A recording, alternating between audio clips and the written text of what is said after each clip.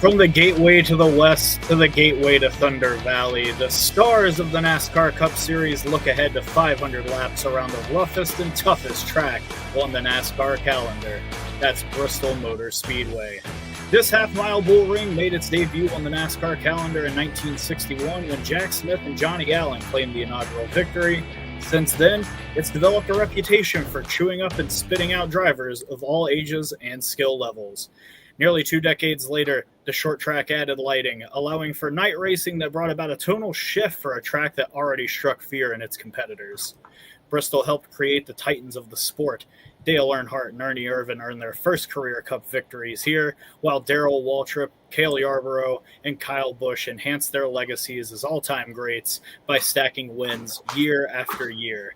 Chase, all of this makes Bristol Motor Speedway the perfect venue for an elimination race as the championship fates of 14 racers hang in the balance. Chase Briscoe and Denny Hamlin of Joe Gibbs Racing staked their claims to the Bill France Cup with wins at Darlington and Gateway, while champions like Joey Logano, Chase Elliott, Ryan Blaney, and Kyle Larson must fight to keep their title hopes alive tomorrow. 4 drivers currently sit below the cut line. Austin Dillon, Shane Van Gisbergen, Alex Bowman, and Josh Berry will be doing everything in their power to scrape and claw their way into the next round by any means necessary or unnecessary. It will be a 500-lap brawl where 39 of the best stock car racing drivers on the planet put everything on the line. Welcome to the Bass Pro Shops night race. Very excited for this race weekend. I'm Joe Samriego. With me, Tanner Smith, editor from the Pit Box Press with that great introduction, and Matthew Bro from Grid Network TV. Of course, always posted on gridnetworktv.com. Encourage everyone, check out the website. And a big thank you to our Patreon investors, calling the show, Mark, Robin, David, and Matthew. It is the After Dark episode, so we encourage everyone. Share your questions, share your opinions. Let's have a good time because Bristol tomorrow night is going to be under the light. Who knows where we're going to get with the big race. And overall, I just got to say this.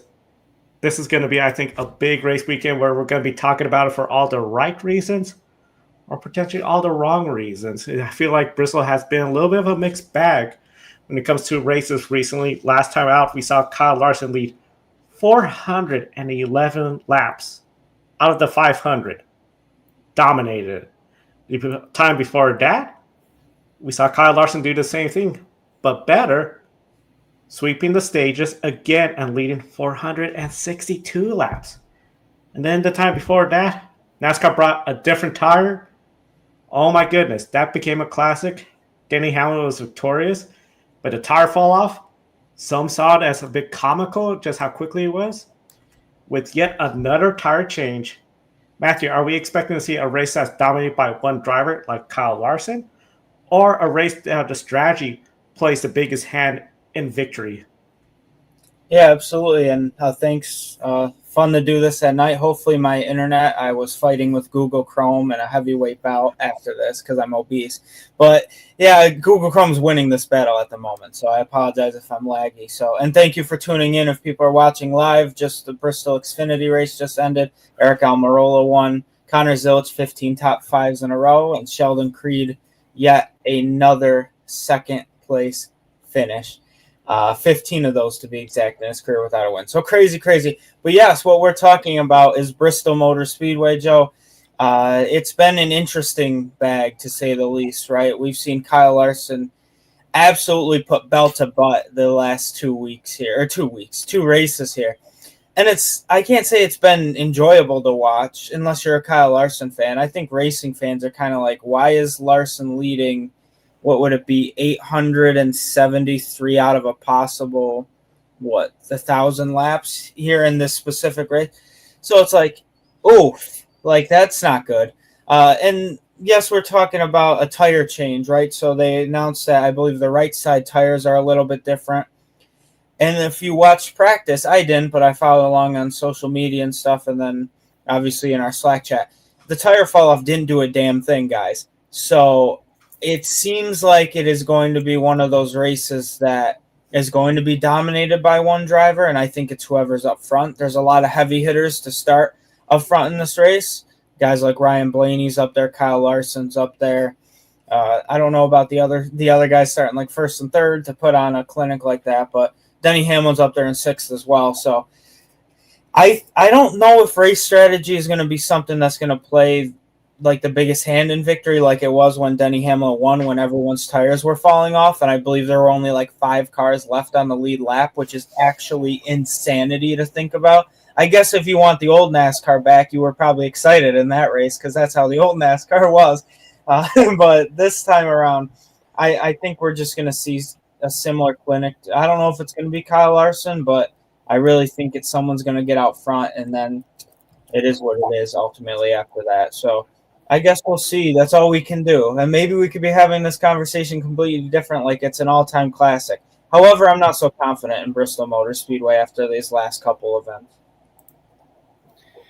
Yeah, I know that I really hyped that intro up, everybody, but I will be honest, I'm coming into this weekend with a little bit of a hesitancy, we'll say, on whether the racing product will truly deliver. I think that we got a race in the spring of 2024 that was simply just magnificent. I loved every bit of that race, watching drivers just struggle for everything they're worth. I think it is everything that the fans should want NASCAR to be in some regards. I do think the tire wear was a little bit too extreme.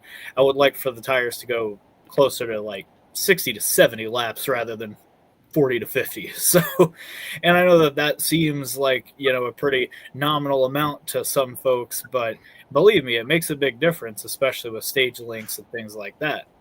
With that in mind, though, Justin Haley went out there and ran, I want to say, like almost 80 laps in practice today and only suffered about 4/10 of fall off.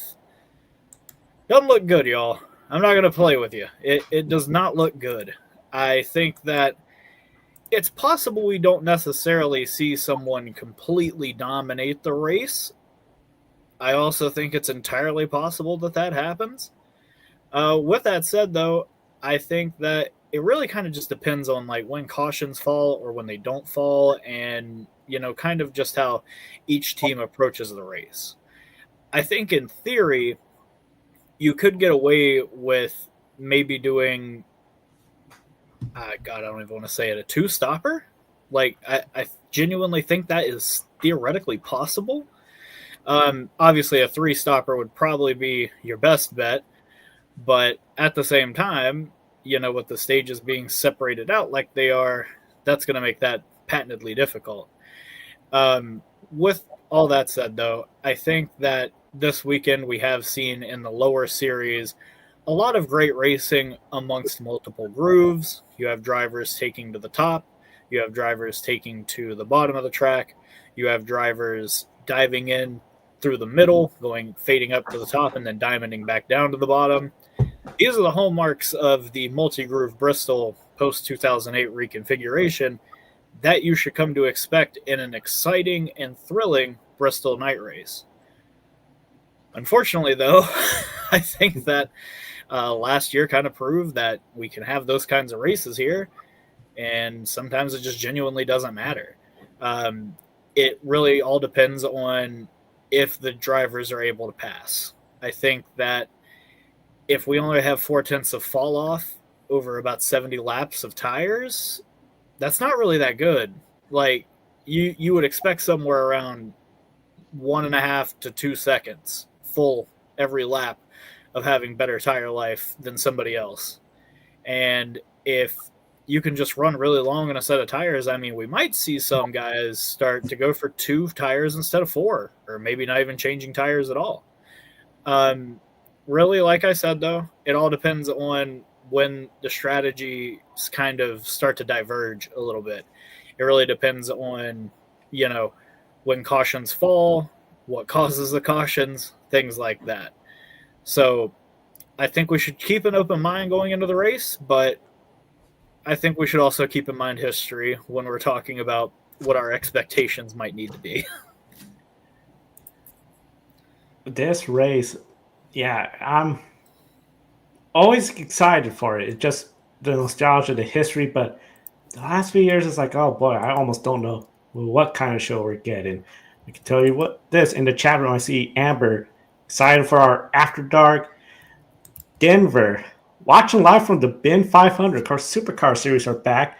Smash off my face with Will its favor given the new tire with flavors the driver who gives good at the tire saving or the driver with flat out. I think the tire saving is going to be very, very tricky when you don't have that big of a fallout, as you were saying. Good to see AJ on the pole. Long time between drinks. I guess the Bush poll and then Amber saying a cheers and then Bristol down to one date. I thought that was going to happen with North Wilkesboro, but it didn't. Were you both surprised by that? What came off the schedule for it? Yeah, that's a good question. That's what I've been trying to wrap my head around. I can't figure it out. I don't think it was Mexico. Well, No, they did. That's going to San Diego. Yeah, that's San Diego, and Chicago is going to Chicagoland. And then North Wilkesboro replaces Dover, so it's I don't know. Oh, yeah, they're swapping. Oh, thank you, Ben. Thank you for tuning in as well. Anyway, yes. So Dover just loses a points race, and Wilkesboro takes its spot. Okay. I mean, honestly, that race should be good if it's in the middle of the day, because have all that hot track burning up the rubber, like that could be a really, really good race, I think. And Dale Jr. is going to get to commentate it. It's a good recipe. But as far as Bristol going down to one date, the question is what you replace it with an SMI track. It can't just be any track. It has to be an SMI track because they have a certain contracted amount of dates that they're supposed to have. You could give it to Dover and open up the all-star race again or completely eradicate it. That's a possibility as well. But, yeah, really just depends on what you replace it with. Matthew, what you got, bro? I'm just giggling over here because there's one track in mind that if they fix it up, Tanner, you know that we were busting each other's butts. This we were crying on air. We were laughing so hard. No, I wouldn't even say it. There is a track that someday could get another date. It could possibly be Kentucky, but I don't know. So we'll see what happens. But that's my suggestion. You should be rooting for Nashville Fairgrounds. I thought you were going to go with, like, there might be a Ferris wheel and some funnel cakes nearby. No, you went with Kentucky Speedway. There'll be one group. I can't believe it, but I can totally believe it. It's very, very within your wheelhouse. But very SMI-like to do that. So.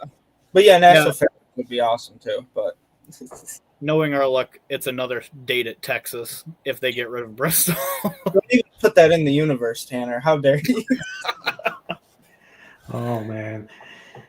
Yeah, that's if just one thing I would say about SMI tracks is like, okay, with what they're doing to Dover is not right. Kentucky, the bluegrass state, I mean, there's so much potential, but just the thought that Bruton Smith said it was something to be as big as the Daytona 500 is like, that has not aged well. And bringing it back, I don't see that happening anytime soon. But regardless of the on-track product, if there's one thing I think we could say there always is a constant, it's the drama at Bristol. 500 laps. 12 drivers will, of course, advance to the next round. Shane Van Gisbergen, Austin Dillon, Alex Bowman, and Josh Berry are the 4 drivers below the cut line heading into Bristol. One of them is starting in the top 10, with Josh Berry being that guy. He has had good fast speed, but he just seems to crash out early. The others are Bowman, 15th, Dillon, 23rd, and SVG in 28th.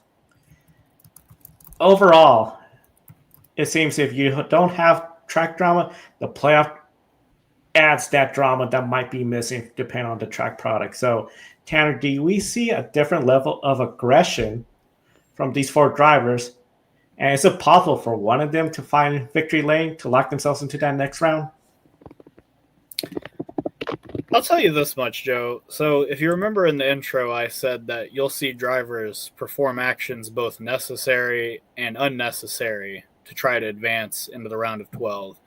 And I directed that statement mostly thinking about Austin Dillon being below the cut line, to be completely honest with you. Not only him, but Josh Berry as well. Nothing against him or anything. It's just that I have definitely seen him, go as far as getting into a teammate more than once to, try to move his way up at a race. So I wouldn't be surprised to see him, get the elbows out and see what he can do. SVG, as we saw last week, he's willing to get the elbows out as well. He's willing to, make things shake, get into a scrum and get out. He is more than willing to put the bumper to somebody, as we've seen through his many years in the Supercars series. So I really wouldn't be surprised to see, anything over aggressive or even further than that by 3 of those 4. Alex Bowman, though, I feel like anytime we've seen him be truly aggressive, I can only think of 2 times, and I think one was a complete accident. Obviously, there was the incident 2019 at the Roval, which also was a cutoff race at the time for the round of 16. Bowman was in a similar position where he needed a lot of points that day. Got into a spat with Bubba Wallace and right rear hooked him coming out of the backstretch chicane. And that led to the whole Powerade gate debacle that happened after the fact. And then obviously racing for the win with Denny Hamlin at Martinsville in the fall of 2021 when he was already eliminated the previous round. So he technically wasn't racing for anything other than, of course, a grandfather clock. With all that said, I don't think those are the only 4 we need to be watching out for, to be completely honest. I think that you have to look at guys right above the cut line as well. Ross Chastain's tantalizingly close to getting dropped. Joey Logano, one false move, he's in bad shape. Austin Dillon, obviously, as we know, we've already talked about him. Austin Cindric has been known to, obviously, get into it, mix it up a little bit. So with all that said, I think that this will be potentially a true test for the drivers in the next-gen car. Because we have seen if you can get into somebody and move them out of the way, I mean, you got to hit them pretty hard, but you can still do it, as evidenced by Daniel Suarez and Ty Gibbs and subsequently Tyler Reddick at Richmond.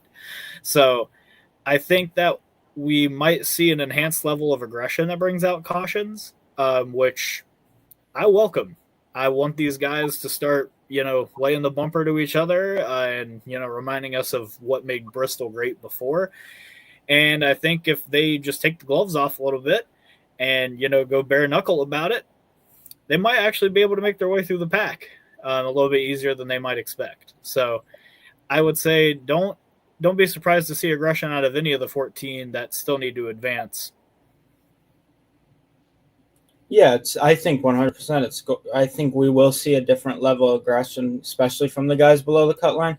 Because if you remember the last 3 years, I believe, guys like Bubba Wallace were like 19 points below the cut line heading in and got in. I think Chase Briscoe and even Denny Hamlin were also at least 6 to 10 points below the cut line heading in, and they got in. Then you look at these guys too. Josh Berry, I know he's starting the best of them. I wouldn't say he's the best at Bristol of them because I think guys like Alex Bowman are better, to be honest with you.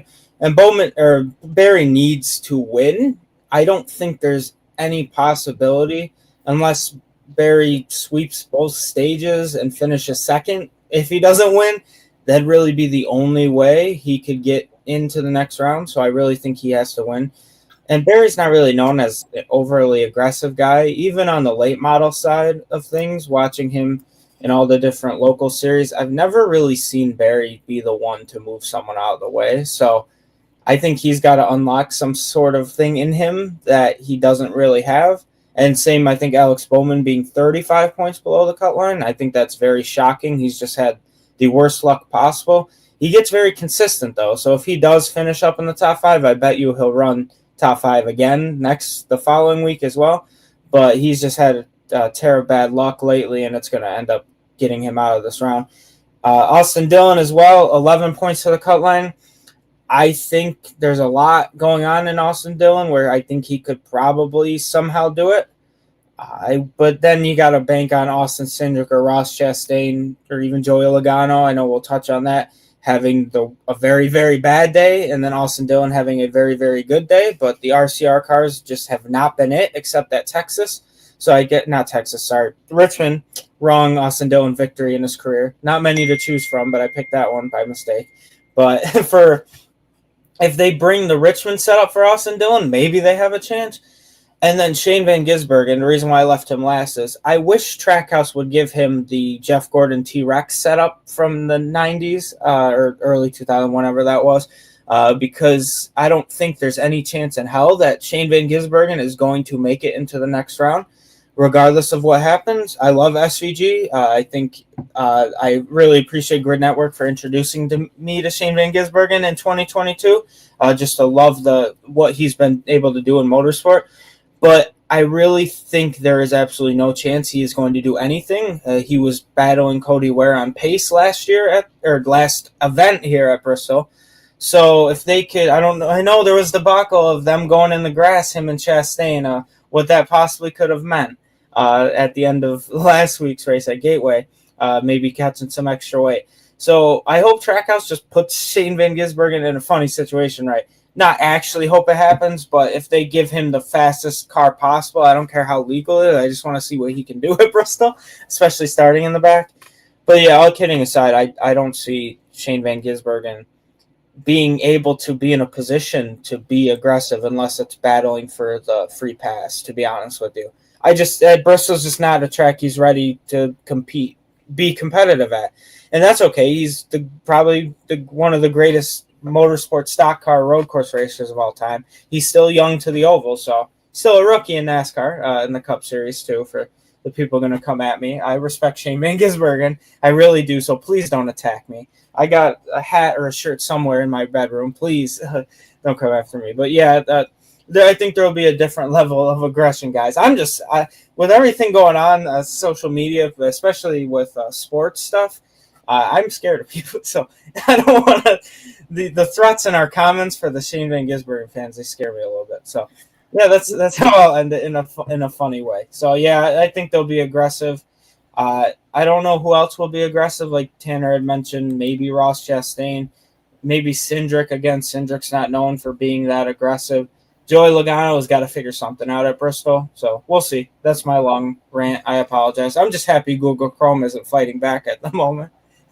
For the record, I also very much have a high respect for SVG. For those that seem to think that I hate on him so much, I respect the hell out of him. So, please, do not take me saying he's going to get eliminated tomorrow as something damning against him. A lot of drivers have been bounced from the round of 16. I mean, you look at the last few years. Defending champion Joey Logano failed to make the round of 12 in 2023. Last year, you had both Brad Keselowski, Martin Truex Jr., and I want to say there was a third higher caliber driver. But regardless, it's not completely out of the realm for a great driver to get bounced out of the first round. It happens literally every year. So just keep that in mind. He's a rookie. He's developing very well. I know that his finishes may not exactly indicate that, but for someone that's very new to stock car racing, he's taken very well to it on tracks that he doesn't even fully understand the properties of driving yet. He will get there. I fully believe that. I mean, Juan Pablo was very close to getting there in much worse equipment. So, again, I think that SVG is a great driver, but he's starting 28th tomorrow at a track that we have, again, lamented how hard it is to pass. I'm really concerned for his chances to make it past this. Bristol, some of the best drivers have won here. It's not often you see a driver get their first win here. Not often you see somebody get their first oval win here. So he has a big challenge ahead of him. Could he be aggressive? Yes. But same time, it's I just don't know if he could be really up there towards the front trying to race for his playoff hopes. Just going to be more trying to, as you said, stay on the lead lap. Plenty of comments in the chat room. I know while you were talking, I showed Austin Cindric is going to be Amber's pick a winner. He had that classic finish with AJ Allmendinger in the Xfinity Series, we all remember. John Bender's going with Kyle Larson. Scott from Facebook. Points racing is a state of mind. Bristol tosses that out the window. It's short track racing. Aggression is built in when the green flag drops. Happy face. I always say it has been about aggression, even back in the Cup Series day. Denver, SSG for the walk-off win. Austin Cindric is the logical. Amber saying cheaters. I think that may have been about what happened at Gateway. Yeah, I was gonna mention what would have happened had Blake Harris told Alex Bowman to do that at the Roval last year. Think about what could have been. On purpose, yeah. But yeah, the Scott comment, SVG won on a short track. For those who don't know, he did win in this Cookout Summer Shootout in the Legend cars. So that is a great short track win. Probably harder to win sometimes than some of the Cup races, but I digress with that. Yeah. Denver, hearing Justin Marks don't care if SVG advances this year. He just learned the ovals. I mean, learning the ovals, getting the hang of it, get better and better. It will be a plus to advance, especially a 5-win. Oh, excuse me, not a 5-win season. Multiple win season with Mexico, Sonoma, Watkins Glen, Chicago, 4 wins. I mean, 5 at the end of the year. might be 5 at the end of the year. So it's going to be interesting to see how this all plays up, and the points battle is just going to be something else. Now, of course, last time we were on there, and you had mentioned Tanner, one of the drivers that is a defending champion but been knocked out in the first round, Joey Logano. His success at Bristol has been terrible with this next-gen era. Out of the 49 drivers that have raced at Bristol in the next-gen era, Matt pointed out last week that Logano's average finish of 27th puts him 40th out of the 49. 21 points above the cut line, starting 22nd after being the 31st fastest in practice at Bristol. Should Logano, Matthew, be worried? And how does he race the race? Hell yeah, he should be worried. I mean, it's just not a good thing for, regardless of Joey Logano is without a doubt 100% a Hall of Famer in the sport, one of the best to ever do it, 3-time champion. Not many guys can say that. But it seems like if he's Superman, Bristol is his kryptonite. It's only in the next gen era, though. Like, I mean, when you think about that, when we say all the, we're not talking about like Bristol Dirt. We're just talking, because he won Bristol Dirt, but we're talking strictly, not in the next gen era, but we're talking strictly about on the concrete. But if you look at the averages, I mean, yikes. Like, Cody Ware has a better average finish at Bristol in the next gen era. Corey LaJoie does. JJ Yaley driving New York racing equipment is done better at Bristol than Joey Logano. Granted, it's a lot of it's luck too. You know, Landon Castle even too. I can keep going, but I'm not going to about that. I would be worried because we have seen in the past that sometimes a 20-point to 25-point advantage could get evaporated very, very, very quickly. So it's just one of those things that Logano, I'm confident in his talent. I really am. I think he'll be fine, but I think he should go. It's hard. Like, I know short track racing is different. I think he's got to go points racing. I think if he can get any stage points, he needs to, because you never know what can happen at Bristol. As long as it's not ARCA, where the guys are going laps down 4 laps into an event, I think he'll be fine not going a lap down unless he gets caught up in a lot of traffic.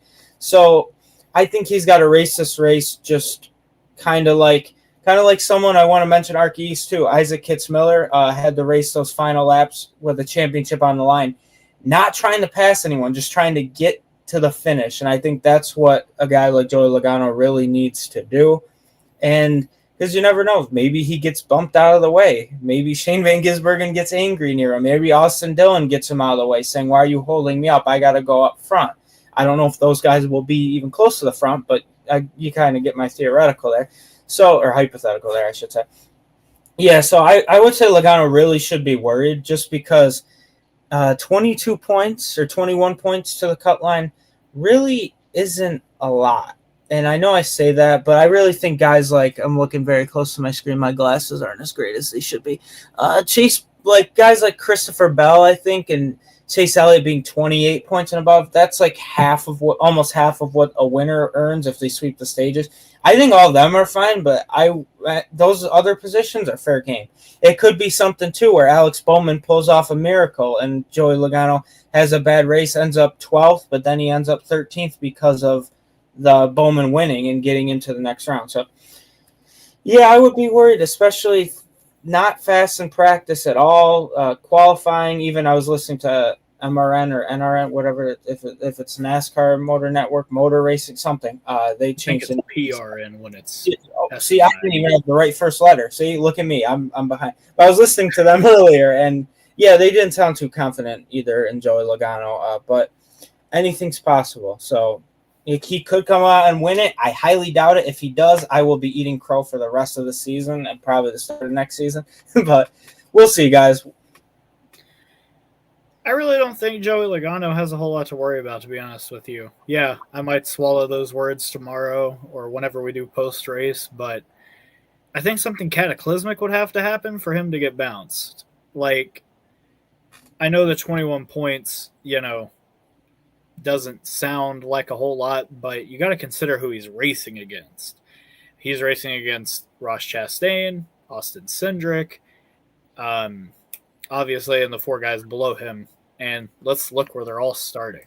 So we have SVG in 28th. Not going to be a factor, with all due respect. Austin Dillon starting right behind him in 23rd. He's probably not going to be a factor. Also, side note, Kyle Busch in 32nd. Oh, just terrible. Anyhow, Alex Bowman 15th. He might get some stage points, but again, he's 35 points below the cut line, and that's to Austin Cindric. We're not even talking about he's 35 points behind Logano. He is 35 points behind Austin Cindric. So Bowman would have to get probably first through third stage points in both stages, as well as maybe winning the race to even have a chance. And the same can be said for the guy right below him in points, Josh Berry, who is starting 10th. Berry is a short track ace, and last year in the tire race that we alluded to earlier, obviously he had a very solid run, and I want to say in maybe the fall race last year he had a good run. I know that people have been talking about it all week, but I just can't commit it to my own memory. But either way, Berry is a very accomplished late model short track racer.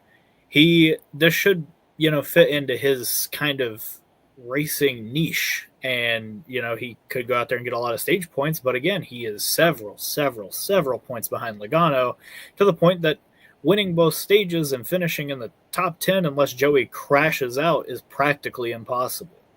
So with all that said, and then Chastain's obviously 13th and Cindric is in third. I think Cindric will end up being fine by virtue of it's going to be hard to pass, and I just think in stage one, nobody's going to really put the bumper to somebody starting that high up in the field, but also Kyle Larson and Ty Gibbs are right there, so maybe it could happen. With all that said, I'm a little bit less concerned about Joey Logano. I think that he and Paul Wolfe know just how to do enough to get it done, but we've also seen them slip here before and get caught in somebody else's mess. So the key for Logano, in my opinion, will be, obviously, I do think he needs the points race if he is able to. But if he isn't able to points race, I think it would really benefit that team to just at least, at minimum, stay on the lead lap on the first run of the race. Through stage one, if you can stay on the lead lap, you are still in the race. But if you can't stay on the lead lap, you're going to be strapped for points. It's going to be real tough to make it. So, Logano and Paul Wolfe, stay on the lead lap. That's my advice. Knowing Paul Wolfe, he is definitely going to be looking at just finding a way, whether it's a caution or something, to try to change the strategy around to do something creative. I think that's going to be something fun to watch. In the chat room, interesting question. The big one at Bristol. Does it happen? We've seen some pretty good sized crashes there. I don't know. I feel like we haven't lately, especially with the way Bristol's been when it's dominated. It's always going into turn 3. Every time it ever happens, it's always going into turn 3. And if I remember correctly, the last time it happened was the 23 Bristol night race, and that's what got Logano out of the playoffs, ultimately. I mean, never say never. Like, especially with people getting their elbows out, I really wouldn't be all that surprised. Yeah, it'll be interesting to see what happens at Bristol tomorrow. Valley, there's some thunder. It is time for the lightning round. 10 words or less, and we encourage everyone in the chat room participate with their opinions as well as we go through several questions here in the lightning round. Starting off with you, Tanner. Toyota has won the first 2 races of this round. Will they sweep the round of 16 with another win? Yes, I think they will. To tease my pick a winner. No, I don't. I'm going to go, yes, I think they will. NASCAR Xfinity Series race wrapped up earlier today. 7 cautions. Will we see fewer or more cautions in the Cup Series race? I think we will see fewer. I think we will see more, but I'm not entirely positive. I think I'm going to go on the fewer side. I think 5 cautions for the race. John Hunter Nemechek is going for his 3rd top 10 finish in a row. And does he finish top 10, top 20, or outside the top 20 at Bristol? Top 15 is my guess. Same on my. I'm going to go top 20. So I'm thinking maybe 15th or worse. Ty Gibbs, winless, looking for his first career win. 5 start, 2 top 5s, 3 top 10s. Is this his best track to earn a win, Matthew? I don't think so, but no. I think of what's left, it is his best shot, but no, I don't think he wins. Zane Smith, Noah Gregson, Todd Gunn, all outside the top 20 starting. Will front row have a car finish in the top 20, Tanner? Not a shot. No shot. Yeah, I don't think so either. Making it 3 for 3, I don't see them getting a car in the top 20. Final question of the lightning round. I think this is the most fun question. Ricky Stenhouse is starting 11th, ahead of Carson Hocevar. Do we see payback, Matthew? Battle of the.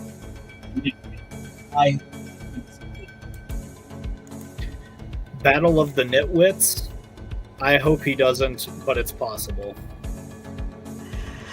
I think it's possible. I'd rather see it at Bristol compared to a track where it shouldn't happen. Maybe Marshall, but I think it's possible. That wraps up the lightning round here on Grid After Dark.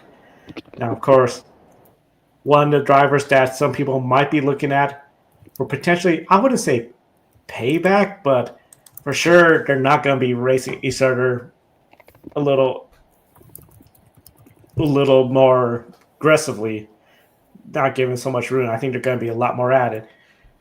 Ryan Blaney, Kyle Larson, after what happened at Gateway, where Ryan Blaney said, "I'm going to remember that." Well, Kyle Larson, he is the only driver to finish inside the top 5 for all 5 next-gen Bristol races here.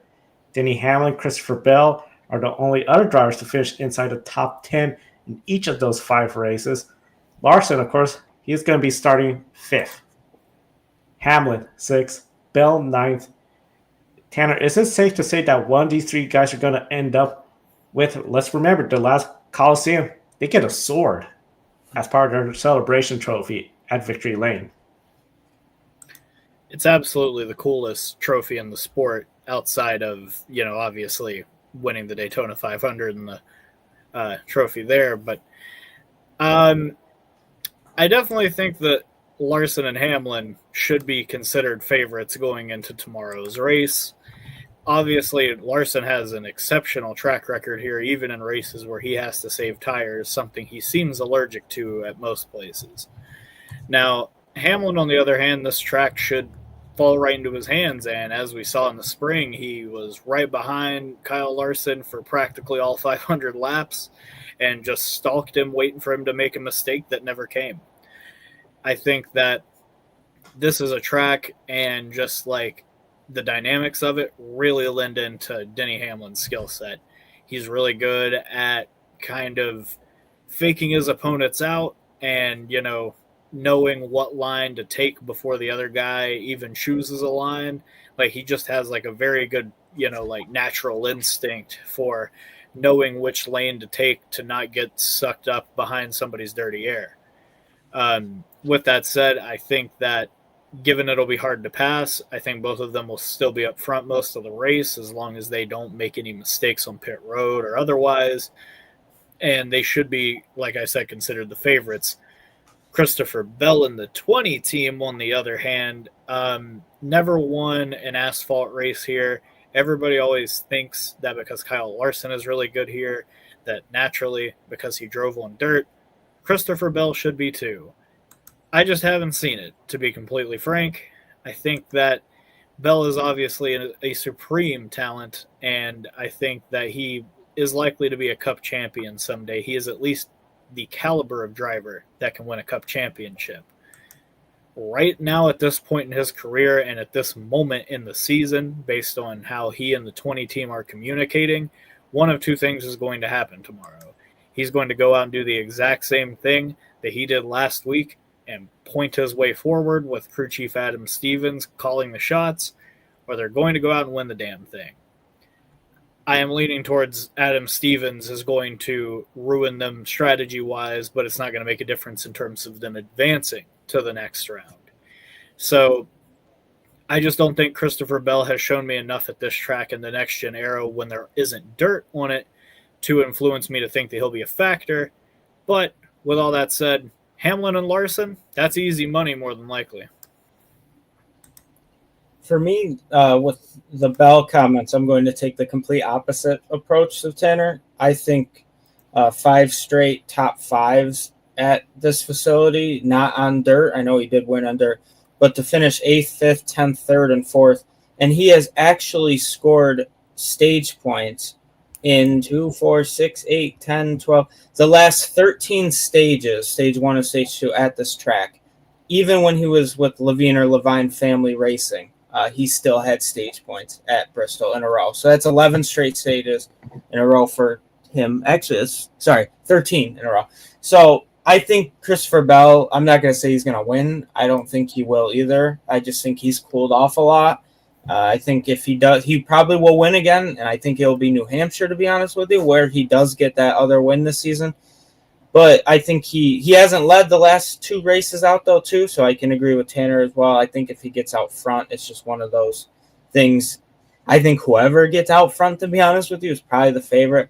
And then Denny Hamlin as well. I do agree with all those points. Denny Hamlin is truly one of the best at this facility, won here last year, and will probably contend. I know I mentioned Toyota. I don't think they will win. I think if they do win, probably going to be Denny Hamlin again.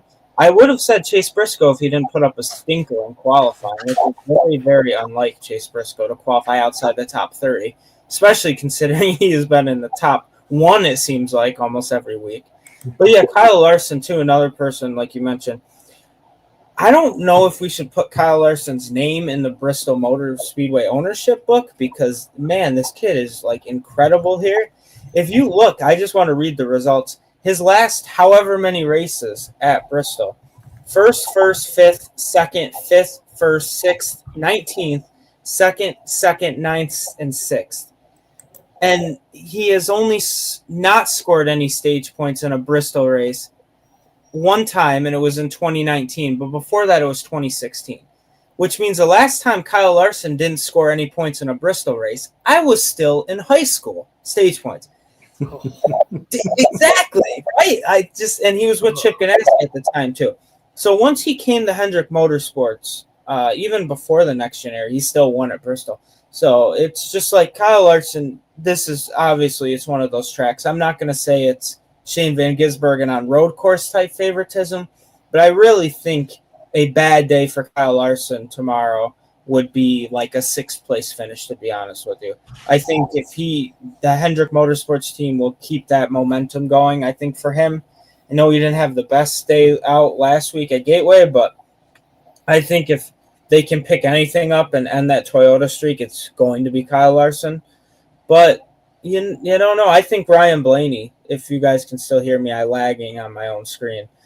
Ryan Blaney, I think 100% is a threat. And I don't know if Tanner Sace means yes or no over there, but Ryan Blaney's good everywhere. And I think if anyone should prevent Kyle Larson from getting a win, it is definitely Ryan Blaney after what last week. I hope Blaney finally, I'm not going to say take the gloves off, but people have driven Blaney very aggressively in his career. And I feel like for someone as talented as he is, he's always played the good guy. He might yell on the radio, but he never retaliates. And I'm not calling for an intentional wreck or anything, but be a little bit aggressive, I think, if you're around Larson, just to show you two are two of the top 5 best drivers in this sport. Race each other cleanly. Those guys should not be making those mistakes. They really shouldn't. I think Kyle Larson steps on his own foot a lot, which he is one of the best, but he does checkers or records. Foot is not the common expression, but you know what I mean. So, yeah, it's just with Ryan Blaney, I think he will be a threat, too, if it's not one of those guys with the sword, whether it's Hamlin, whether it's Bell or Larson. I really would say Ryan Blaney starting up front could be a definite factor in this, too. But there are a couple other guys that could play spoiler as well, so I guess we're going to see what happens. I really am excited for this race. I think it's going to be something where one of those 3, Larson, Hamlin, Bell, could go out there and run away with it. But sometimes it's just something about being in the dark, under the light. It's just a little bit more crazier. But overall, I think it's going to be a lot of fun. Of course, Bristol under the light, in the dark. Here we are, Grid Life after dark. So we thank everyone that is tuning in. I got to start one of the drivers we have not talked too much about, but pull off a big surprise. AJ Allmendinger started on the pole for the first time in 10 years. His most recent Cup Series pole came at Watkins Glen 2015. We're not going to ask where you were, Matt. I don't want to feel too old if you were still you were in 2015, but he was still being carried in a crib.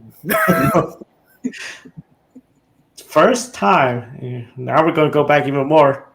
Since 2000, when the Cup Series had 3 straight pole sitters over the age of 43, according to NASCAR Insight. Now, AJ Allmendinger, he's won in the ovals in the Xfinity Series, particularly here at Bristol. Matthew, can Allmendinger play playoff spoiler, or does anyone else play that spoiler role? Just to bring up the age, guys, let me crack my back a little. My chiropractor took me out every other Thursday. In 2015, I believe I was in 8th grade going into 9th grade in high school.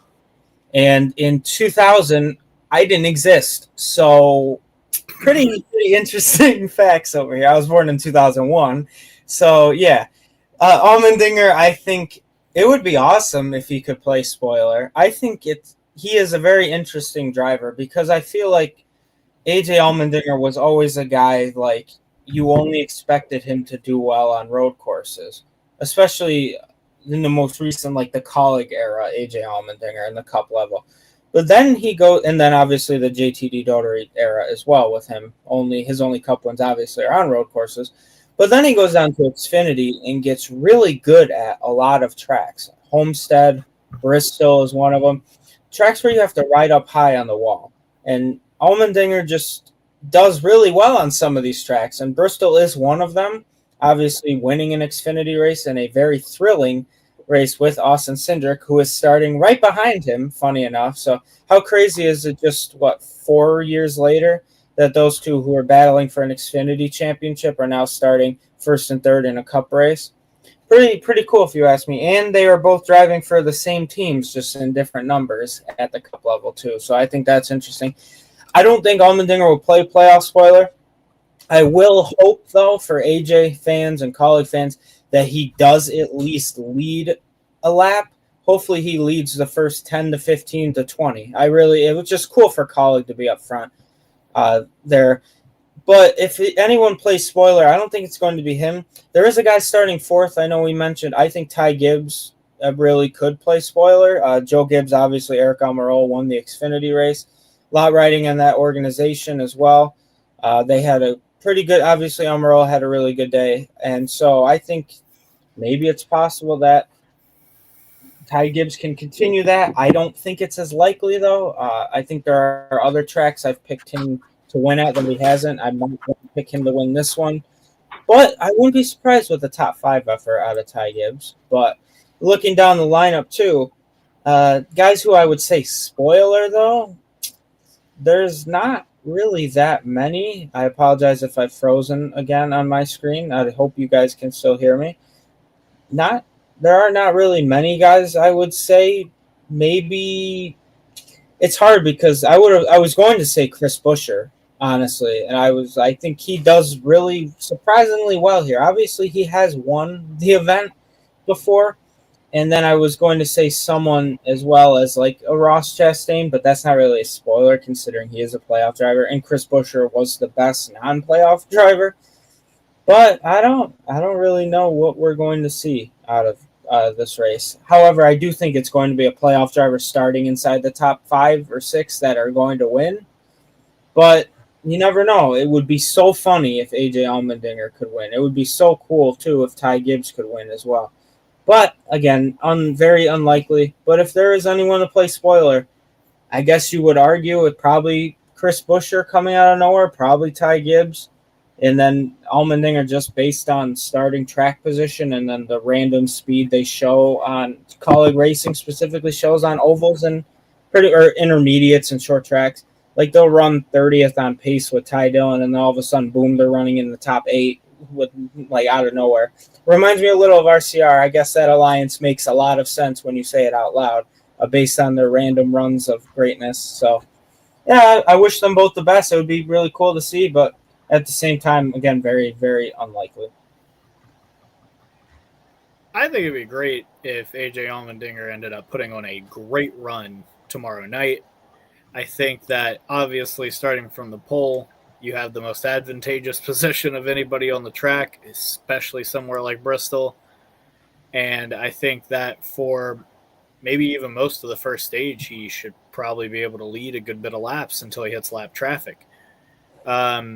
That said, I think that it's just weird to me that, like, Kaulig, who is, in my opinion, like the third-tier RCR partner, especially now that the whole Ram thing and Dodge is happening behind the scenes, obviously they're behind in the pecking order behind Trackhouse with the RCR alliances. So it's just odd to me that someone like Kyle Busch, who has such a distinguished history here, is languishing all the way back in the 30s for qualifying. It just blows my mind that that's happening. And AJ Allmendinger, a road course ace, is starting on the pole for, again, the trickle down of the trickle down of RCR.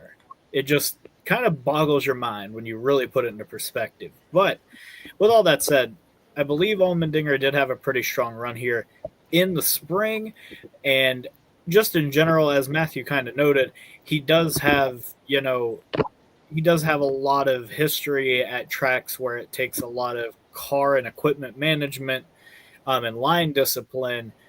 He does well at those kinds of tracks, including his obviously famous win here against Austin Cindric in the Xfinity Series 4 years ago.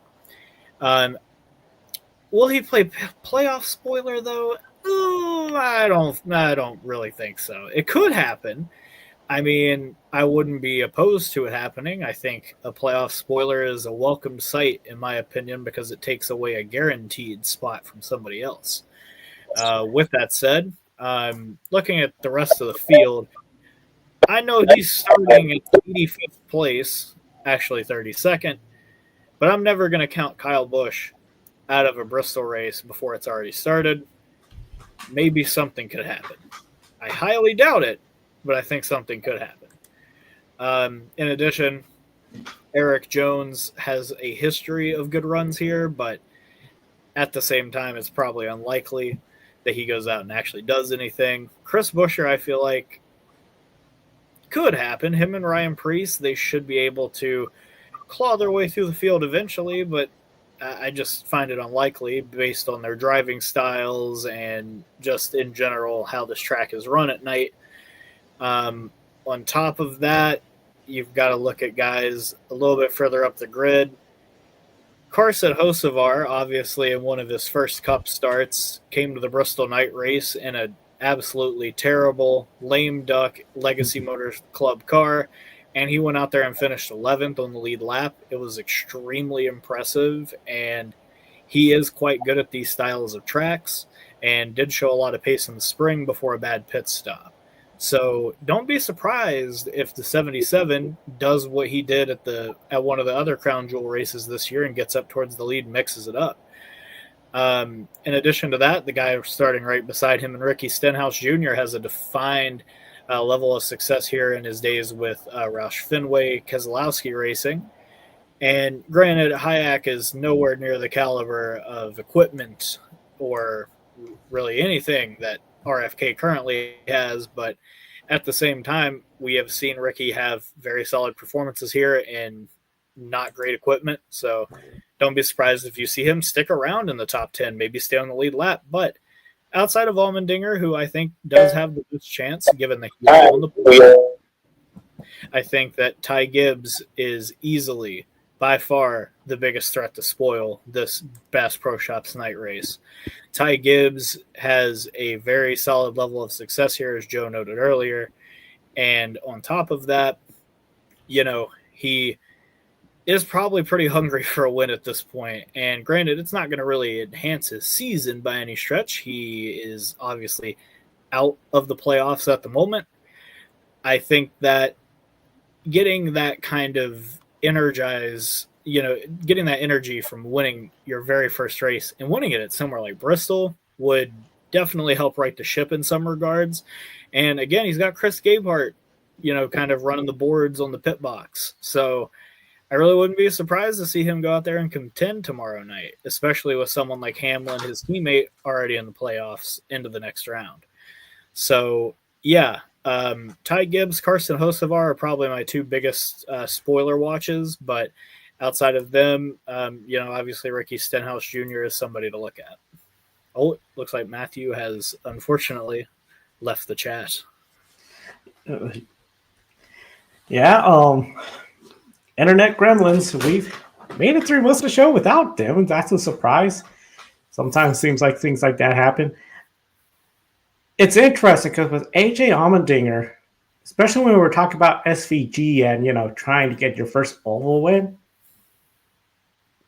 I just feel like if he had a team and a car where I had the confidence, especially in the crew chief ability, the pit crew, to deliver a solid performance, I think they could guide him to that, but I just don't know if Kaulig racing's up to that level yet. I just think too much working against him, and then with the playoff drivers, if a playoff driver gives a bit of a push, like, get out of my way, I need to take the lead, I see AJ saying, go ahead, especially if it's stage 1 or 2, take that lead.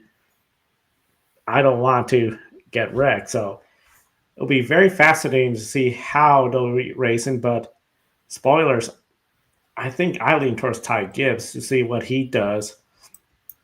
And with Ty Gibbs, that'll be a Toyota sweep if he was to do that. So it'll be a lot of fun, this race. And, of course, with that said, let's go to one of the fun parts of the show and we course, everyone, if you haven't shared yet, share it now.